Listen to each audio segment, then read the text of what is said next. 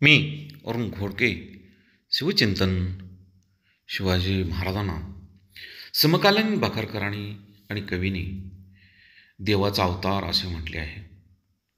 सभासद बकरीमध्ये म्हटले आहे की जिजाऊ आई तिचे पोटी राजश्री शिवाजीराजे पुत्र होताच शंभू महादेव जागृत होऊन स्वप्न झाले की आपणच अवतरले आहे.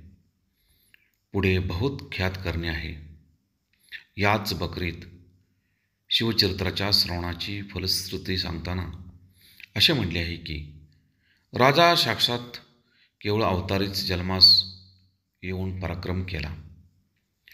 चरित्र पुण्यश्लोक राजांचे जे घरी लिहून ठेवतील त्याच्या भाग्यास पारावार राहणार नाही व जे वाचतील त्यास मोठे पुण्य जोडेल. भूषण कवीने शिवाजी महाराजांच्या शंकराचा अवतार विष्णूचा अवतार असे कल्पले आहे.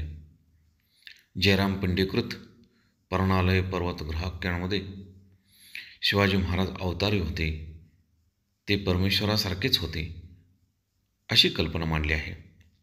रघुनाथ हनपंते यांच्या राजव्यवहार कोशामध्ये सुद्धा अवतारांची कल्पना आलीच आहे.